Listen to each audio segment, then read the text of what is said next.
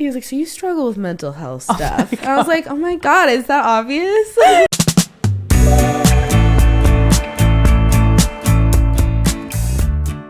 Hello, everyone, and welcome back to Touchy Subject, my new podcast that I am still figuring out the groove of. I'm here with Monica. You can't see her, but she has a mic. You want to say hi, Monica? Hello, hello. Monica will be chiming in from time to time today. I already asked Monica how she was today, so I'm going to be rude and not ask her again. But I'm here with Miss, I always call you Rochelle, but Rara Knupps. I always want to keep the K silent, even though I know it's not actually the case. Yeah. She is a fine little thing. She is a social media influencer, vlogger, YouTuber. I feel like you're a little TikTok queen as well. And she's here with us today. Hello. Hello. How are we doing, everybody? I just got here. I had a really busy day today. I did another podcast this morning, someone else's podcast, which I feel like was really good preparation for doing my own podcast because I just started the day talking a bunch. What did you do today? Me and Skylar woke up. And together because you guys are in a relationship. Everyone literally I was just getting my hair done yesterday and they were like, why don't you just date? Because we're we're on this weird thing. We're I know she has the guy that she likes, but we're both so in a phase of we feel like we just can't picture ourselves in relationships at any point. Oh my God, I'm nervous. Why? I don't know. No, I'm I think Skylar put it in my head that she was nervous, and I'm it's I'm talking, and then it's mid sentence, I lose train of thought. Because you're I mean, it's funny because I've hung out with you multiple times, and we talk when we're hanging out. But then this is just there happens to be all this fucking equipment in front of us, and that mentally puts us in a different place. But I keep reminding myself this: we can cut out whatever we want. So do you not like the headphones? They keep me in the zone, but they keep you in the zone. They keep me in the zone, but you don't have to wear them. I'm gonna try without. So you woke up with Skylar, your girlfriend. Yes. So woke up kind of late today, laid in bed, got food, and then she had to get ready, and then I went home and got ready, and that was our day. You guys are codependent. Not codependent, but we just prefer being together. We're just dumbasses. We seriously are. She's the only person that I've ever met that just matches my energy, where I can just be my full stupid self. You guys make me really miss having a friend where you're just always together. You do everything together. I have to go to the grocery store for a second, I'll be right back. That doesn't exist. You just fucking go together. You do everything together. Yeah. I don't know, I really miss that. I haven't had that kind of relationship in a really long time.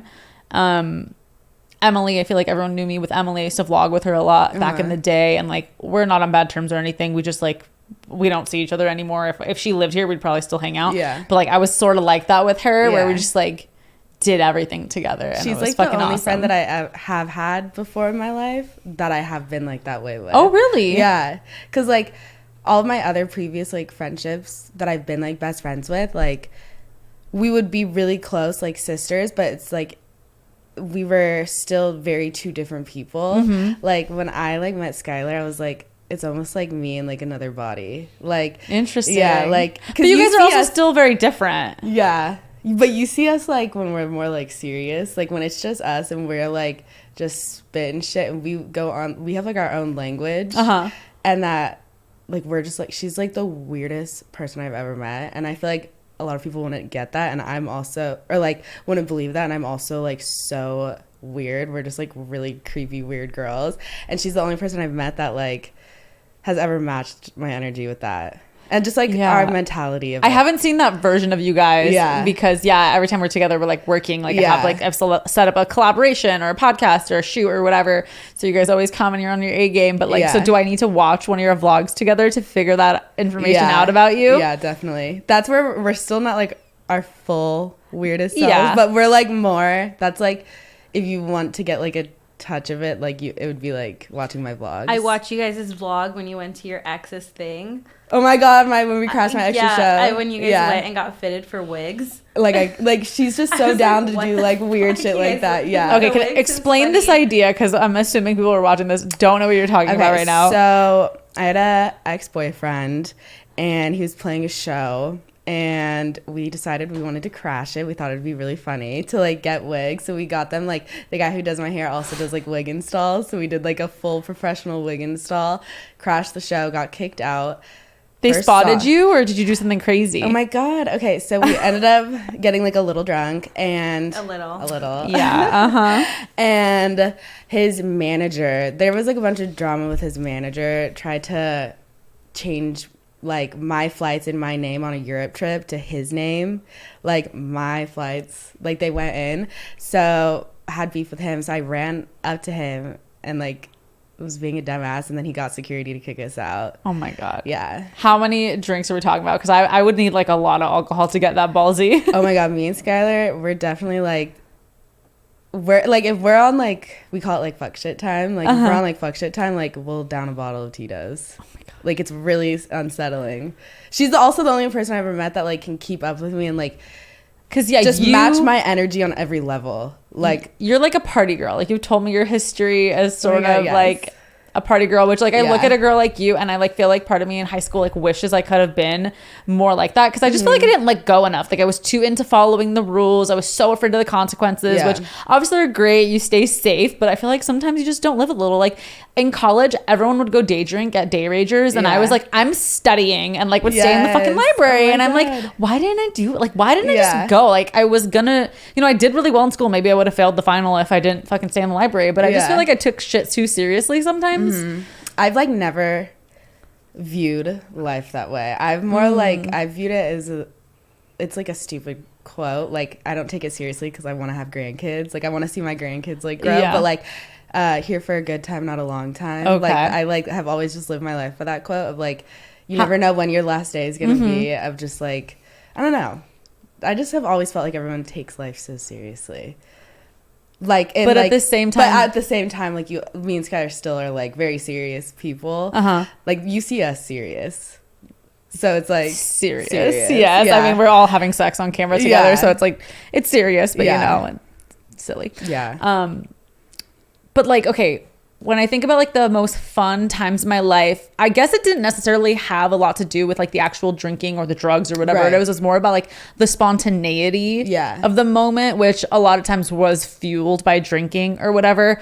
But I think about like, if you're thinking in terms of that quote and you're thinking about like the fun times that you look back on from your quote unquote deathbed, like what experiences pop out to you? Like, is it the getting blacked out and getting kicked out of the fucking show? Or like, I think that's so funny. Like that I crashed my ex's show, like seeing like the look on his face and just like, did he text you after or what? Yeah, like immediately called me after. Like shit like that is just like I'll like look back on that and be like, that was hilarious that like I did that. Like if I'm like old and gray and wrinkly, I'll be like, that was funny. Like moments I look back on definitely are like, I don't know, like when we went to Puerto Rico, we did the crazy shit like that, and like people think the tattoos are so like, I can't believe you got like a name tattooed. I'm so like in the like the way my brain works is like it's a memory to like look back on, and it's like hidden. It's just like, I don't know, it's just like funny living stuff. in the like moment. Living in the moment. Yeah. No, I mean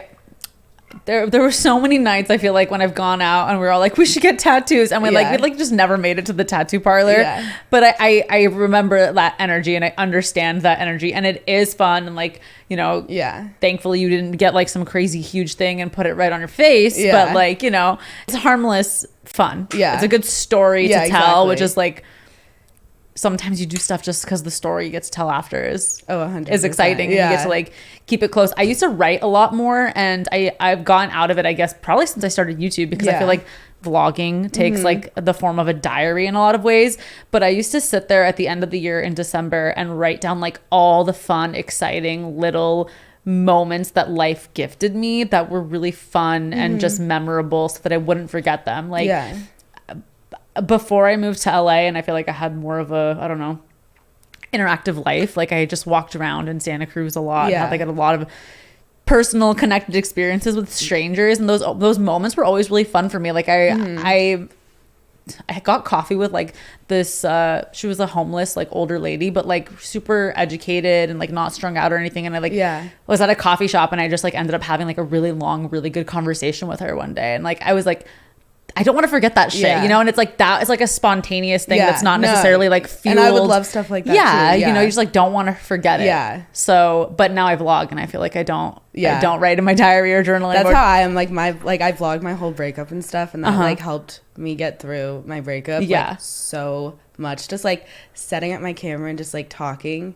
And like literally I would set it up and talk for 30 minutes straight. And like that was like my form of like therapy. Like and like you get to go back to that if you want to, and like you get to learn from yourself in a way like, oh, okay, I remember there was a time that I wanted this, and why did I want this? I wanted it for this reason. Maybe I should like use that piece of evidence of myself wanting it, you know what I mean? And like even now when I like rewatch like I called it like the breakup diaries, like seeing like the growth has also been like really cool, because like when you're in that moment, like it feels so end of the world, like you think you're never gonna get out of it, you think you're never gonna like get out of that like headspace. So now watching it back, I'm like, it's cool that like it was documented. You're on the other side and you get to like see it in a very different way. So like take me back, okay, because like we obviously just jumped right in, but you are a vlogger. You call yourself a vlogger or a YouTuber? I just say like YouTuber, yeah. I went back to some of your early videos with like your boyfriend and just you talking about all my very first videos. And I don't know if you deleted stuff and maybe you had stuff like before that time period, but you know, you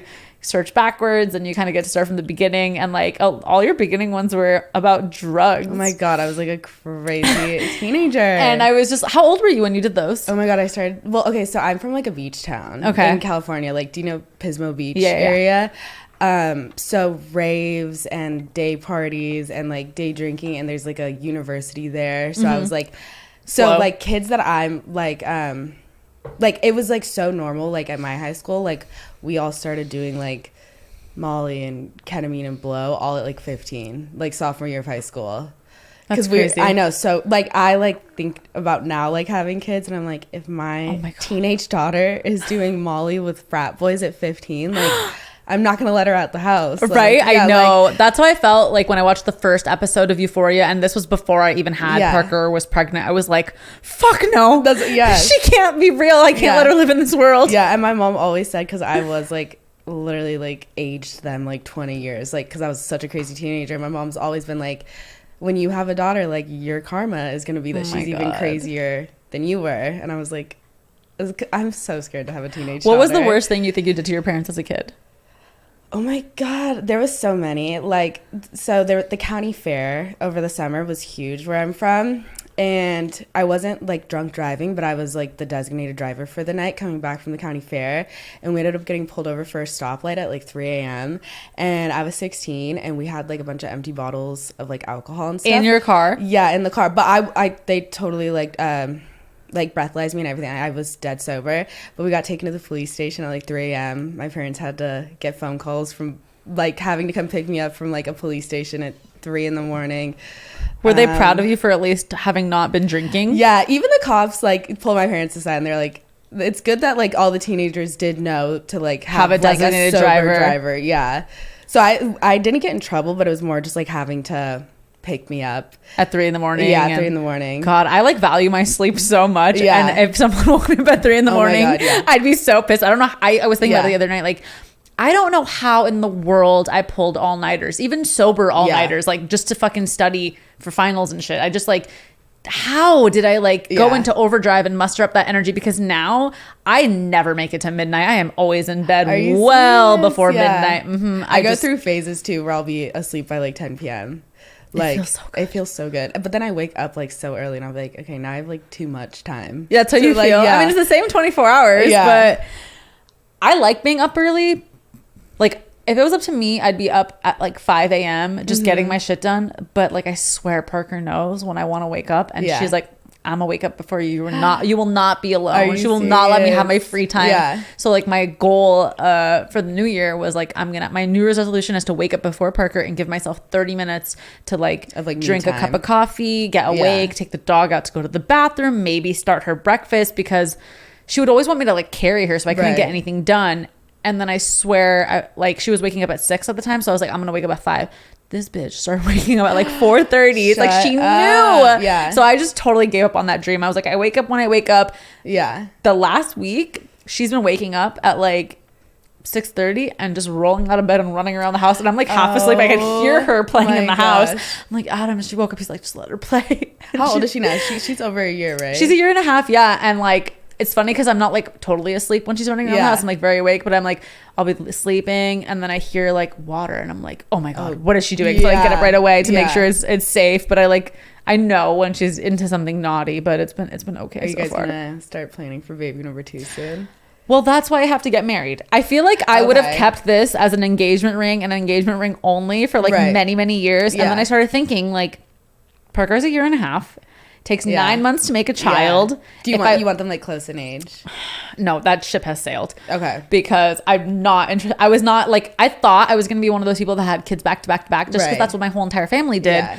But once I had her, I was like, hell no. Like this shit is hard as fuck. And my body is like in shambles. So no. But you know, now that she's a year and a half, I'm still not married. And I want them to like at most be 3 to 3.5 years apart. Okay. So if I want her by her 3rd birthday to be pregnant, or if I want them to, I'm trying to do math in my head again, hold on. If I want them to be 3 years apart, I would have to be pregnant by like the 1st quarter of next year. So like March, January, February, March. Yeah. And I don't know how long it'll take me to get pregnant. And how many, you guys want 2 kids? I haven't decided. I want 4. You want 4? Like 4 sounds really beautiful to me, but I don't know. Adam's like surrogate. I'm like, you are crazy, but like, do you like and you enjoy pregnancy? I loved being pregnant with the first one. I know that every pregnancy could be different. I was like in bliss mode. Felt like I had like the best antidepressants ever as my hormones. And then I didn't actually go into labor. I had a C-section just because I had to. So I don't actually know what labor is like yet, but I could see myself having 4 kids. Yeah. But I don't know yet. Like, I feel like I'll have to make the decision with like each kid that I have. But that being said, it's like, I do want more kids. So then I should get married by the end of this year. So before you got here, Monica and I were talking wedding stuff. And I wanted to mention this on the podcast. I feel like you are like a very creative spirit. So if it was your wedding, like, do you have your vision? Because I feel like I have my vision. Oh, okay. I knew it. Tell me. I've always said I want to get married in a Vegas chapel in a mini dress and heels and like stripper heels and like get iconic pictures like in like a old 1960s like Chevrolet like or like the Camaro, like something like super cool, like vintage. But like an elopement type wedding or just like a small wedding? Small wedding. Like I definitely, it's gonna be like planned. Like it's not gonna be like spur of the moment. But like I'm getting married in a mini dress, like boas, like that's how I want like my wedding to be. I wish mini dresses were more popular for weddings because I don't know, I'm really short and I feel like a long gown, like how the fuck am I gonna walk in that thing? I don't know. But I think I'll have a change of dress into something shorter that's like actually more manageable. But you want like, is it gonna like flow out or is it like tight? Like, I'm thinking of like who just got married that like did something like that. Was it like Britney Spears that got married in like Vegas and she wore like mini dresses? I'll have to look it up. I feel like, I don't know.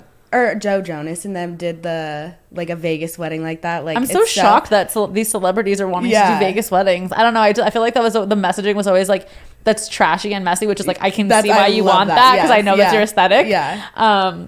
So when you said that, I was like, okay, this is obviously this is what she wants for her. I don't wedding. want like a serious like big whole thing. Also, like I don't want a lot of people there. I would do like my wedding. I would do like max like 20 people. Do you think you could fit everyone you love into 20 people? Oh my God, I'm so like selective. Like I don't really like to talk to my family. Like it would be like my immediate family, like my sisters and parents. And then I like don't really have like friends besides Skylar. Like I'm not like I have like friends that I talk to every day, but like enough. Not like they're friends, but they're not like some like people I'd consider like family. Yeah, it's weird because it's like, who do you invite to your wedding? Like, oh my God. I'm like, me and Skylar always talk about it. And we're like, who are we going to have bridesmaids? Oh, hell no. I'm not doing a bridal party. I don't have friends either. And I was like, I don't have friends either. Like, if I really wanted to do a bridal party, I could fit like my cousins and my sister and my sister-in-law, my future sister-in-law into bridesmaids. But it's like, I don't know. I don't think every wedding tradition is valuable. I want to have my sisters be like bridesmaids because we're not even like really that close either. Yeah. I don't have a lot of friends. I like have like people that throughout my life I was friends with and then we just haven't really kept in touch, but like if we hung out tomorrow it would be cool. But I have like I have like hundreds of people like that I know. Yeah. And I'm like always like, am I flawed because I don't have a best friend? And I never had like a girl, like I've never had like a friend group either. Yeah. Like me and Skylar, we always say like, not even to sound like pick me girls, but like we just get along with guys better. Like we just, which sounds so annoying. I know everyone's like, oh, pick me, whatever. But like we truly get along better with guys and then just me and her. Can you explain a pick me girl to me? Because I'm like not with it. How would you explain a pick me girl, Monica? Yeah, Monica. I feel like a pick me girl is like when you're around Adam and like, you know, like say Rochelle and Sky are there. But then there's one person that maybe who has not met you before, but is like totally like fangirling almost over Adam. Or like, oh my god, I love like Juice WRLD. Like Juice WRLD was so like tries so to a like fangirl's a pick me girl? No, like it kind would of like just like come out like so the girls they'll say stuff to like try to like get the validation of like men, right? Okay, so a girl who has a lot of guy friends could be seen as being a pick me girl because she might just be around to get the male or like attention. She like overly agrees with like if the girls are all like, no, we don't really feel like doing this, and then like a guy's like, we should do this, she's like, yeah, and it's like, you know, damn well she doesn't want to do that, but she's doing it, so the guy could be like, oh, she's cool. Yeah, got it. Okay, I could think of women that I've met over the years who maybe would be classified in this way, right? So I've just never really had like big groups of girlfriends or like in high school, like I had like a girlfriend group, but it was very fake for the time being, just to like survive high school. But ever since what did you guys like bond over? No, it was more like I just knew I had to like get through the days. Okay, I had to like have a friend group, so I was the fake one. And then I knew like the moment I graduated high school, stopped talking to literally everybody. And just ever since then, like I've never had the desire to like have like a big group of girlfriends. Like I'll see like girls being like girls trip or like wine night with the girls, and I'm like, I like can't even like imagine doing that. Like my question is like, how do you even make good friends now? Like I don't know, especially in LA too. I mean, like when I was in college, it was like we were all situated in a way where we all had to live right beside each other, right? So like everybody in our immediate corridor like area became best friends with each other, but we were forced to see each other and interact with each other every day. And like that's how you keep a friend, right? By interacting with them every single day. And now I just feel like I don't have a lot of opportunities to meet people and hang out with them in a repeated, like, it's a lot of effort. It's a lot of effort. And I'll meet people and I'll be like, they're so cool, I really fuck with them. But then like, I don't know, I don't like oh, let's go to lunch or let's do this. It's like, it's a lot. I know, and it feels very like I have a lunch date on Friday with actually a girlfriend from college who just moved to LA. And I'm like low key nervous. I'm like I feel like I'm bad at socializing. Like I forgot, but like I'm a very social person. Yeah. I don't know. I feel like I'm just like out of practice. Yeah. I remember going, like, sometimes when I go back to my hometown, I'll, like, meet up with some of the girls I went to high school with, and I'll get, like, really nervous, too. Yeah. Like, I won't be, like, because they've all still been friends with each other. And they all stayed back in, like, our hometown and stuff, Monica, I feel like you have a lot of friends. Please talk. I feel like it's kind of, I'm a really low maintenance friend. And there's also people who are, like, super high maintenance, where if I don't talk to a friend for weeks, or I don't even respond, I'm so bad at responding to them, and then I'll respond, like, a week later, like, I'm not gonna lie and be like, oh, sorry, just saw this. Yeah. Like, I'll just respond, like, as if a whole week passed by, and then we just, like, carry on. Like, so the secret to your friendships are that you have low maintenance friends, and it's okay for you to ignore them. Or, like, I'm a low maintenance friend. Like, but you also live with your best friend. Yeah, so your relationship gets maintained because you see each other every single day. Like, if she moved across the country, how would your relationship with her change? Well, actually, we just moved back in with each other. We used to live together during high school. She, like, moved in with us. And then we hadn't moved for about 6 years. We hadn't lived with each other. We were still super duper close, but we weren't talking every day. Yeah. And then now, obviously, like, we're now cooking dinner together and shit. Oh, how fun. I'm so jealous. Like, it's even as simple, like, when I say low maintenance, even, like, I don't know, like, Becca and I will be on the phone and we'll just be like, oh, I'm so sorry, I need to run into UPS. I'll call you back. And then I never call her back. Yeah. And then the next day, like, she'll just randomly call me, and it's not like, what the fuck, dude? You never called me back. Oh, like, yeah, but I feel like anyone who would be, like, have a problem with that is, like, it's kind of like, yeah, exactly. Or even, like, just catching up. It shouldn't be weird. It shouldn't be like, oh my God, like, I feel left out because I didn't know that you did this. It's kind of like, well, I'm telling you now. Yeah. Like, my friends are my fucking family. Like, I'm in a group chat with my aunties and my cousins and my sister, and I feel like those are the people that I talk to on a regular basis, and I feel like they're kind of filling that friend space for me, so then I maybe don't try to seek out more social opportunities because they're filling that need for me. Even you, like, but I got insecure at one point because I was like my trainer Michelle, I would consider her to be my friend, but I pay you, like I pay all these people in my life who I am now friends with, but I become friends with them because I'm in close proximity with them, and so by nature, like, we gravitate towards each other. But I started to be like, God, this is fucked up. Like, everyone who you're friends with, like, you're paying them, you know? So then it starts to make you think like, oh, are you even capable of making friends? I don't know. Yeah, that's been a thing that my parents have always wondered about me, like, why I can't, like, make friends, or like, why I don't. Are we losers? Or like, I don't even have the desire to. Like, yours is more like you get like insecure about it. Mine is more like I don't have like the desire to, because like even like when me and Skylar would go out, like, we just happened to meet when she had messaged me on Instagram, and I just like saw her, and I was like, I can tell like that's a bitch I'd be friends with. Yeah. And then we met, and we just like instantly clicked. Like, it was so like effortless. We're like, when we go out in like settings where we meet girls now, there's such like little cunts.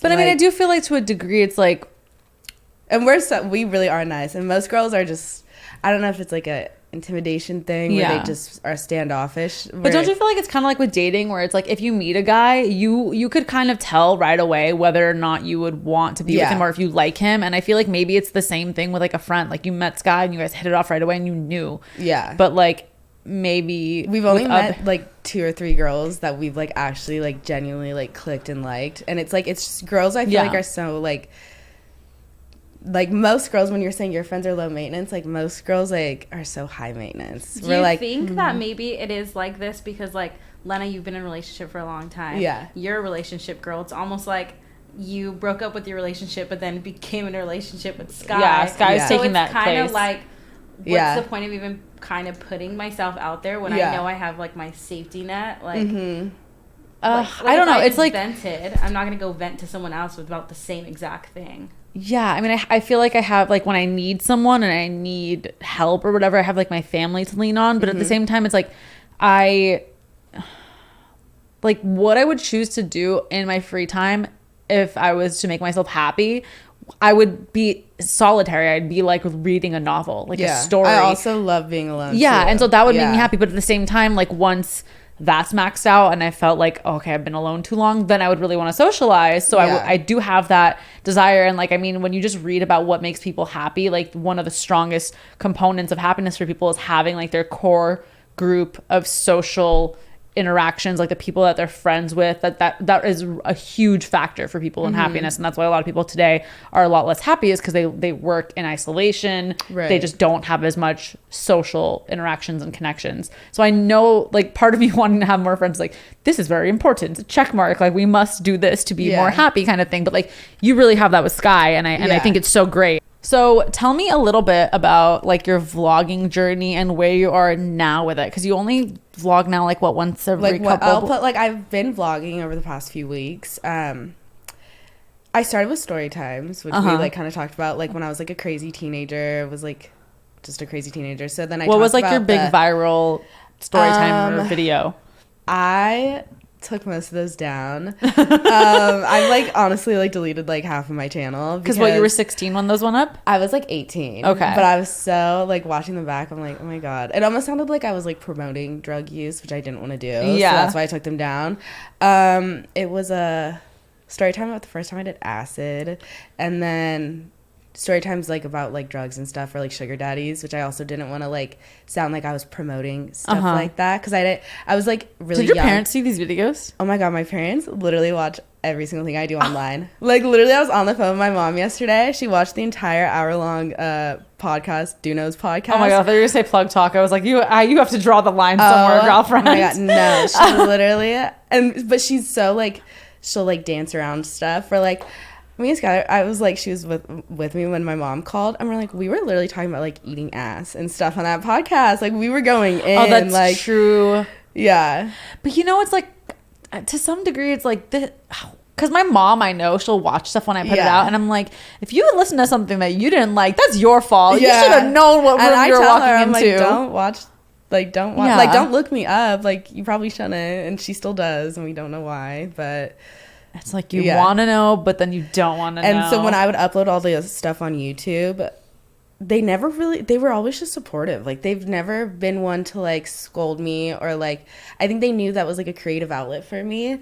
And so they've just like really always just let me be my own person. And were they proud of you that you were like financially independent? I would assume they are so proud of me. Like, especially because I didn't like go to college or anything like my sisters and stuff. And like, I don't know, I've always been. They're like, she figured it out for herself. She made it. So they've always been like super supportive. Yeah. And so how long have you been doing YouTube?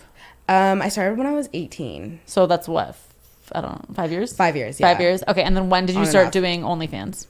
Okay, so I started YouTube at 18, became a stripper at 20, and then I was a stripper from 20 to 21 in Vegas, which I loved. Like, oh my God, it was so much fun. And then I also did like YouTube stuff on all my stripper story times. But then COVID hit and all the clubs closed.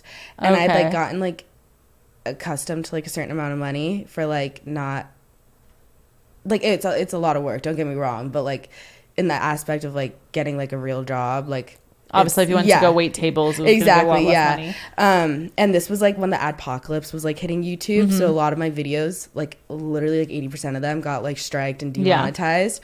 So I was like, oh my God, what the fuck am I gonna do? Do you still have that issue now?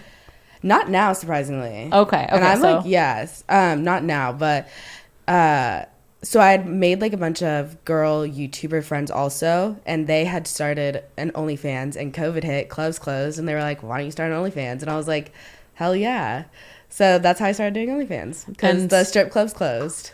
So that's like, what, 2 years? Yeah, 2 years. Like coming up on 2 years. So since you had like a lot of videos talking about being a stripper on your YouTube, was it hard for your fans when you started doing OnlyFans? Like, were they like disappointed in you for doing like porn? Always known I'm like a crazy bitch. Yeah, like the most like times like I get recognized, like in the most times in public, like in a setting where I'll get recognized are like music festivals, because like I had like all the people would watch me from like doing like my drug and Molly story times, like and like Melrose, or like settings like that where it's like kids who are way more accepting. So it's like they've like the people who watch me know I'm like a crazy bitch. Were you going to a lot of raves?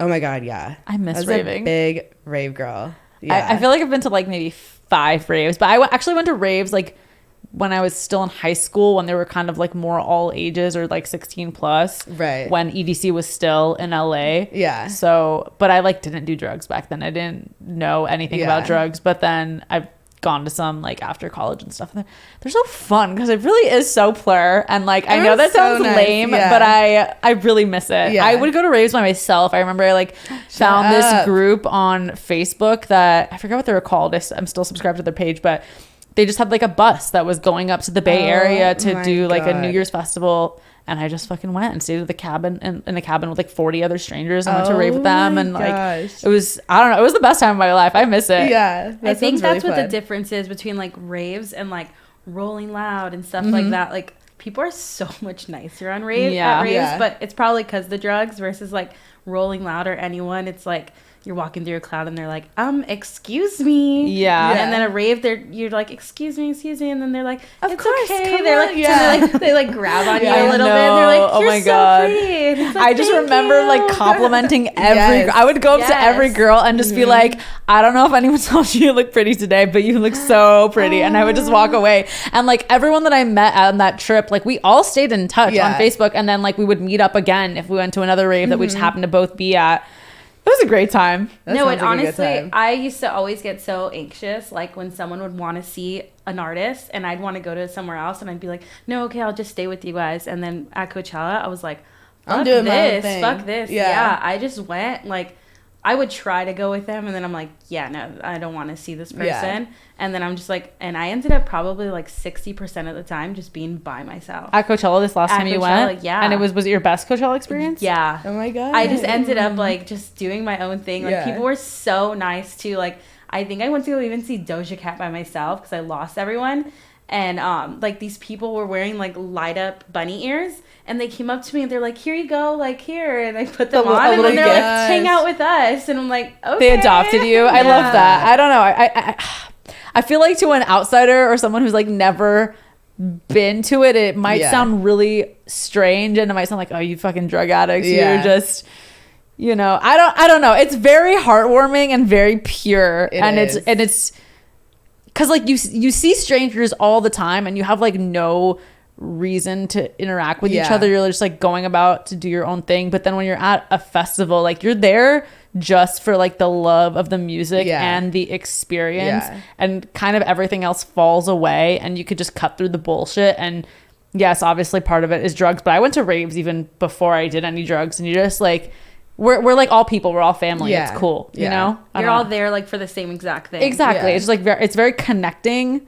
And yes, drugs are fun, but like it's a good time regardless. I mean, drugs are bad. Actually, I was talking about this with Adam the other day. Like, all this fentanyl shit has just really taken the fun out of doing drugs. Like, I haven't done drugs since like New Year's into 2018, and I think it was blow, so like 4 years ago, and I have like no desire to do any drugs ever again because I'm like actually terrified for my life. And 100%. I don't think that's like a dramatic view of it. So when I was a teenager, like when we were doing Molly, like when that was like really huge, like fentanyl wasn't like a thing yet. And then like right when I turned 18, like all you heard about was like everything was being laced with like fentanyl, and I was like, I'm glad like I got my teenage years where like fentanyl wasn't a thing yet. And then afterwards it's like you can't, it's in everything. Like it's in Molly, it's in ecstasy, it's in coke, it's in Xanax, like it's in everything. And that's so scary. I mean, so scary. Like drugs are bad, don't do drugs, but if you're gonna do drugs, test the fuck out of your drugs and just be safe and be smart like you would with anything, you know. If you're gonna drink, you wouldn't drive, things like that. Because I mean, I think it's like it's hard to say like don't have sex. I think it's kind of the same to say that about drugs, just like be smart about it. But yeah, I'm also glad that I got like my little wiggles out and like tried everything a little bit. I never did like a lot, but I'm like, I could, if someone speaks to a drug, I'm like, okay, yes, I know what they're talking about. Like I can be a part of this conversation a little bit. But I think when I was in high school, I always thought I would never do it. Really? Yeah, I was such like. Have you tried like shrooms and stuff or like acid?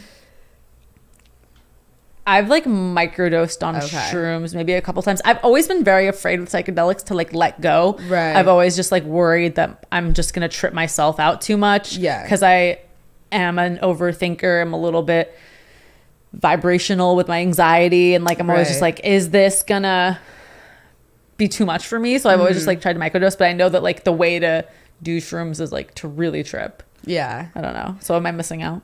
Okay, acid. Yes. I can't tell a lie. Yes. Acid, horrific. Like, I don't know. You had a bad experience? I've never done it because I'm kind of like Lena. But I'm always overthinking it. Yeah. But shrooms you're okay with? Because I've done acid like twice. But it's because acid, I feel like, lasts so long. Oh my God. I'm reaching hour 14 and I'm like praying to God, and I don't even believe in God for it to be over. Like, I'm not joking. But shrooms is more like... I don't get so acid. I get really in my head, like it controls my thoughts. Shrooms is more like euphoric. If that makes definitely. Sense. I would like compare it to like Molly a little bit, like the euphoria of it. Yeah. No, I totally agree. I went. I used to just microdose because I don't take too much. So like, then I went to Hawaii, and my friends I don't know how, it was for my birthday. I told them, don't bring drugs on the plane, dude. I don't want anyone to fuck up this trip. Yeah. They brought anything you can think of. Oh my God. And tons of it.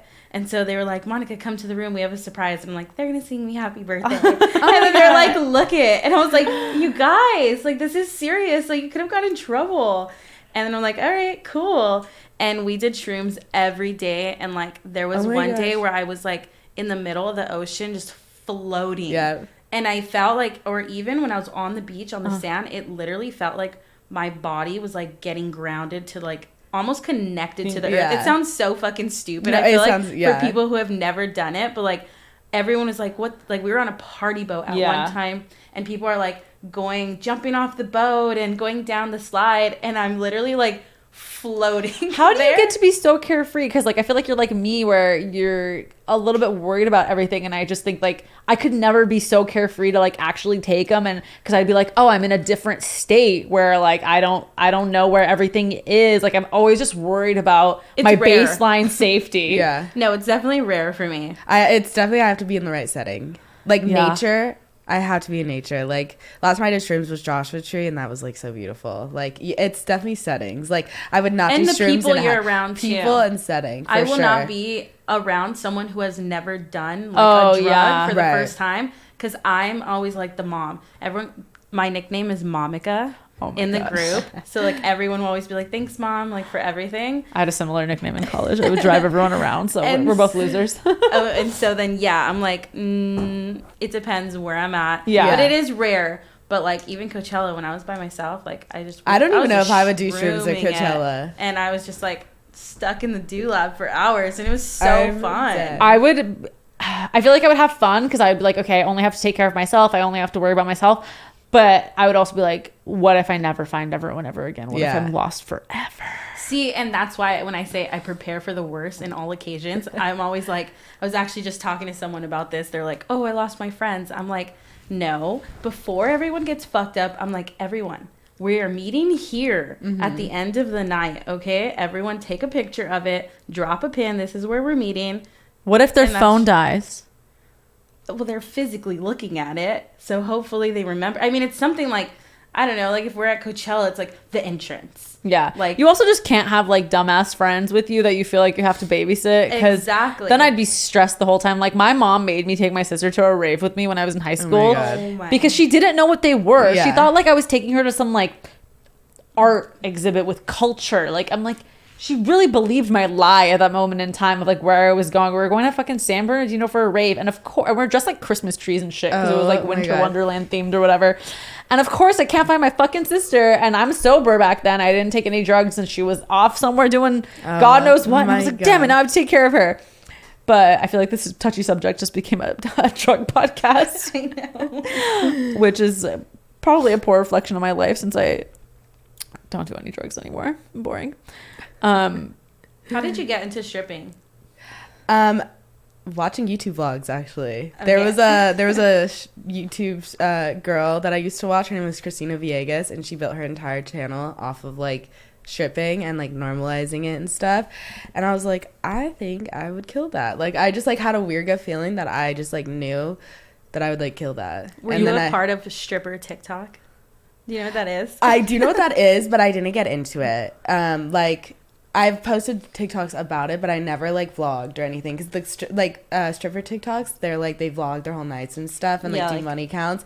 But I feel like that'd be so fun to watch. Yeah, but the clubs like had closed, and I started like OnlyFans. I moved to LA. It is really fun to watch, but it was such like a controversial thing because everyone's like you're glamorizing like strippers and stuff, like because it'll be like day in the life as a stripper or day in the life as a sugar baby, and then they're just showing like really cool things, but they're also not talking about like I mean, you're probably definitely way more social media. But what is like the worst experience that could have happened to you as a stripper? Like I mean, I guess there's getting like essayed.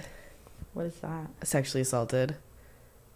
Yeah, like but like like when you're dancing on someone and then if they touch you or something. Yeah, stuff like that. Or yeah. So I definitely feel like in the past few years, like with stripper TikTok and with like Christina Villegas, and then so many, she was the stripper YouTuber, like stripping became like this huge thing, especially with stripper TikTok, where so many girls then thought, oh, I think I can do that, or let me go try this, and they think it's so easy. And unless you're in like Miami, LA, Vegas, like actually big city where they're big ass nice ass clubs with good security, good rules, like there's different levels to strip clubs. Different levels to strip clubs where I feel like 80 to 90% are the seedy ones, the seedy sketchy ones.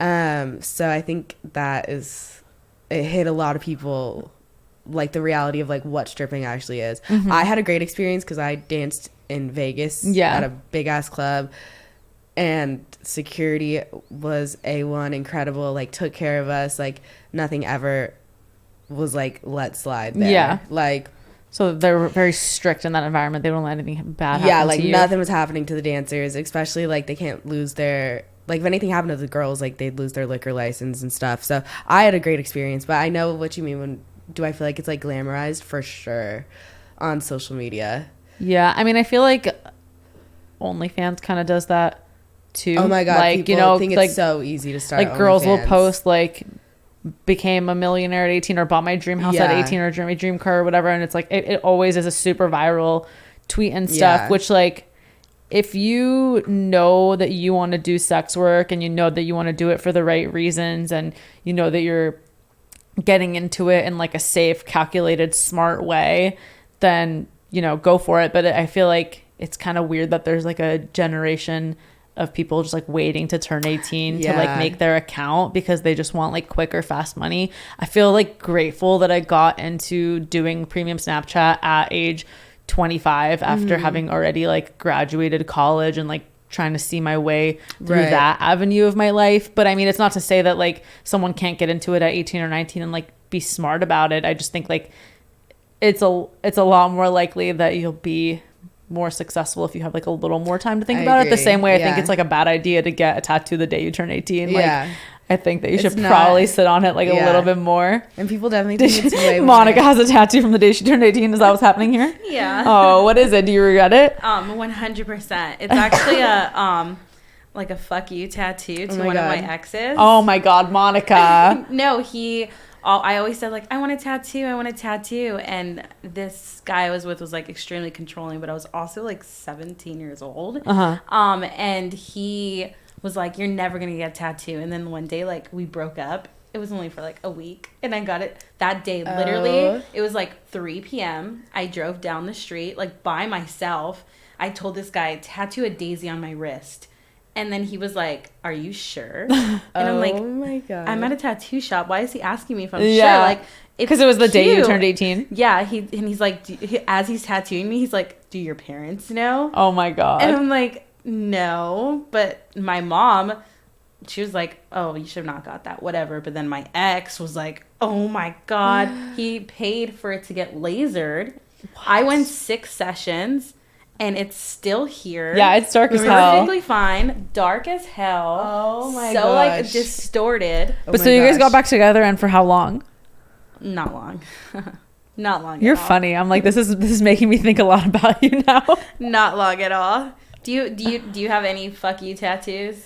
Fuck you tattoos to like people? Yeah. No, but like because someone told you not to do it or someone told you not to get it. No, I've like never really told people if I'm getting my tattoos or not. I've just like always just got them. I started getting mine when I was 18 too. 18? Yeah, I got my first ones for my knuckles, and they're my least favorite. Okay, yeah. Which does make sense now because I was 18. They're so like Pinteresty vibes. I just don't trust my opinion enough to like know that I'll continue to like something, especially because like tattoos that are cool right now are not going to be cool in 10 years unless you go for like a super traditional tattoo style. Like, how do you know that you're gonna fucking like it?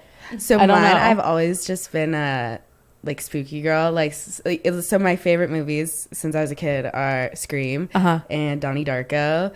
Love that tattoo. It's very sick. Yeah, and like most people like don't know what Donnie Darko is. So I watched it so many times. I feel like it's one of my most watched movies. Literally changed my life when I was like in 6th grade. Like I remember watching it on like 123 Movies, like illegal websites. Like that is a tattoo for an ex, and my Grim Reaper, a heart. So there's one tattoo that does not match with your horror tattoos.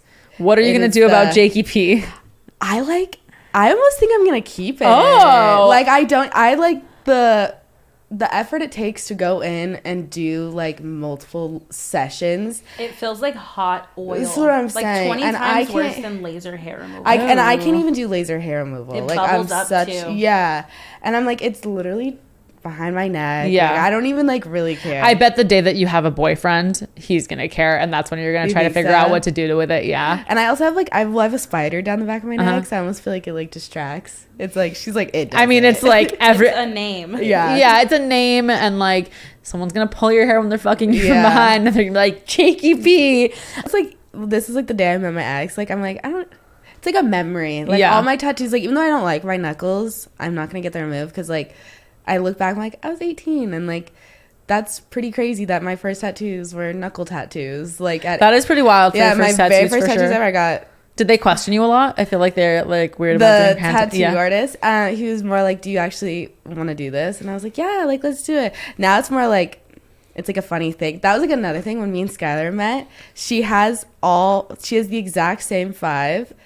Like knuckle tattoos really? Up to here. You haven't seen them? I didn't know you said the exact same ones. Not the same exact ones, but some of them are the same. But she has them on each knuckle and then one right here. And when we met, we were like, what the little like fuck? A weird movie moment. How weird is that? And they're like, she has like weird little like Pinterest shit like this too, and we both were like, that is so bizarre. I could see myself having gotten those tattoos when I turned 18 if I was doing the Pinterest vibes for sure, because I feel like in another life I would have like a different version of myself where I just like got tatted all over and like had like a shaved head and was just like a badass looking bitch. But really I'm just like, I want to wear princess gowns. I know. I love that. Okay, so we're almost done with our time because I have to do bedtime and breastfeeding. But we didn't even really talk too much about your OnlyFans, but you've been doing lots of fun scenes. Lots of fun stuff. You and Skylar have, I mean, you guys started doing threesomes in your personal life. A popular one we already know about. We won't get into it here. And then now you guys have been filming like professionally, I guess. Like, what is the biggest difference? And like, has it affected your relationship with each other in any way? No, I think like it made us like closer because we just like are so open with each other. That's like another thing like I had never had with like previous friends, and we're so just like carefree and like fun, where it's like when the difference in like our personal life, like we're doing it for like the moment, but like so we act differently versus like the one that we have a threesome that we're releasing next week. You're more in like put on a show, like mode, which I would say is like the case for most on and off camera threesomes, so it's for like sure. We're more like we're talking more and like acting more crazy and like getting in. It's not weird though for you guys, like no. We do everything to each other. Yeah, I just like when I was really close with Emily, like I remember feeling like that's my fucking sister. Like it just you know what I mean? I'm like, like it's feels a little weird because you just know them so well. We will like the one we just filmed, like so when we have the threesomes in our personal life, we don't really do much to each other. Yeah. But obviously like when we filmed it and stuff, we're doing stuff to each other. But like the whole time we're like looking at each other and we'll be like trying not to laugh or what. And we'll literally there's like clips like when Kieran sent us the like trailer. There's like clips where he like left it in where you can tell we make eye contact and it'll be like serious and we go and she started like laughing. Literally and we were like. So we take it like it's like kind of like funny. Yeah, I mean, I have that same issue when I'm just even taking photos with girls. Yeah, they're like the photographer will be like look into each other's eyes, and I'm like really trying not to laugh the whole time. Yeah, which I don't know, maybe I'm not professional, but it's like it's funny. Yeah, I don't know, it's just like so serious. I know, you know what I mean? Yeah, it feels like kind of silly because as soon as the camera goes off, you're just gonna be talking about like what should we get for lunch? You know, it's like very different. Yeah, but you're like putting on that fantasy and playing that character and like putting on a show or whatever. Yeah, you know, Duno did his research too. He was like, I watched a bunch of your videos. He was like, so you struggle with mental health stuff. I was like, oh my god, is that obvious? Like, yeah, I do. Like, he texted me, he's like, okay, you gotta tell me, is Rara and Rochelle the same girl? Because I'm trying to research. Yeah. I was like, yes. Well, thank you for coming on the show. I want you to plug all your OnlyFans, your Twitter, your socials. Okay. Instagram, Rara_Knupps. Twitter is actually Rochelle Knupps. That's the only one because someone took fucking Rara. And then OnlyFans is Rara Baby. We will have all these links in the description. Yes. Thank you for watching. YouTube Rara Knupps. Oh, yeah. Yes. Do not miss our YouTube channel. Why haven't you put me in the thumbnail yet? Oh my god, I don't like. I need to like get better at bringing my camera, my vlog camera. Oh, do you vlog on a camera? Yeah, you're like professional. Yeah, so I'm like, I need to like bring it to like shit like this. I want to be a star on your channel. Yes, that'd be so funny. I just use my iPhone. You use your iPhone? I'm lazy. I mean, it's not that never have storage, so else I would. Okay, I'm connected to my mom's iCloud. Okay, that's a problem. Me and my mom share an iCloud, so I like can't do. Can she see your photos? No, thank God. I'm so careful. That's dangerous. I know. That's super dangerous. Super sad. Do not share your iCloud with your parents. That just sounds like a sentence that should not exist. I know. So like I would vlog, but on my camera, or on my phone, but not a possibility. Okay. Yeah. Well, we'll probably have you back another time because there's more stuff I want to talk to you about. But thank you for coming on today. Thank you for watching Touchy Subject. Bye.